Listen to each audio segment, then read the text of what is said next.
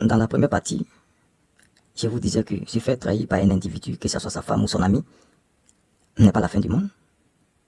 Oui, la vie continue, n'est-ce pas? De toute façon, il n'y a pas fumée sans feu.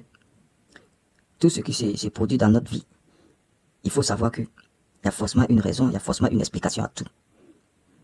Dieu ne fait rien pour ne rien. Le hasard, ça n'existe pas chez Dieu. Si ta femme te trompe avec le voisin, il y a forcément une raison cachée derrière tout ça.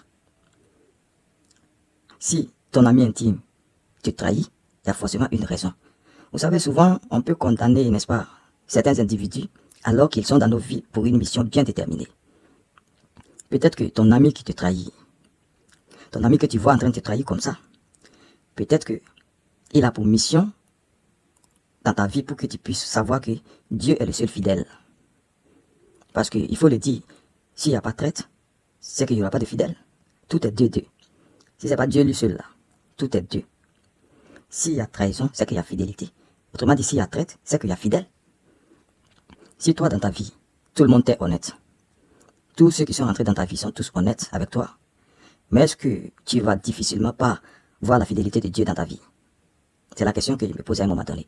Voilà pourquoi je vous dis de méditer beaucoup. Parce que là, il y a de ces choses qui peuvent se produire dans ta vie. Tant que tu ne médites pas, tu vas toujours demeurer, n'est-ce pas, dans les ténèbres. C'est-à-dire que tu vas toujours rester dans le noir. Voilà pourquoi, quel que soit le problème, prends au moins 30 minutes au lit avant de dormir, tu médites sur le problème. Souvent, il y a de ces traits dans ta vie qui te servent, mais seulement tu ne peux pas le voir, tu ne peux pas le comprendre. Mais ces services, ils sont là te rendre comme ça. Tu peux aujourd'hui peut-être difficilement me comprendre, mais prends tout ton temps, tu médites, tu me dis. Donc, c'est pas la fin du monde. Quand on se fait trahir, je ne suis pas en train de faire la promotion, je ne suis pas en train d'encourager les gens à trahir. Trahir, déjà, ça veut dire qu'on n'a pas honoré. Voilà. Et un être humain complet doit pouvoir, n'est-ce pas, respecter ses engagements. Quand vous êtes avec quelqu'un, il faut savoir qu'on ne doit pas, n'est-ce pas, trahir la personne, c'est pas bien. Mais quand c'est déjà fait, qu'est-ce que tu peux? C'est déjà fait. Tu ne vas pas quand même te stresser toute ta vie.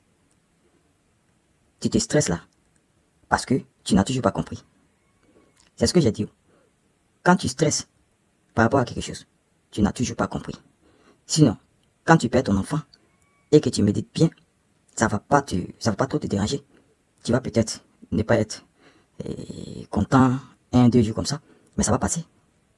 Mais on ne peut pas, n'est-ce pas, mettre tout le monde à l'écart toute ta vie en train de stresser parce que ton meilleur ami ou ta femme t'a trahi. Voilà. Donc, c'était ça. Je vous dis shalom.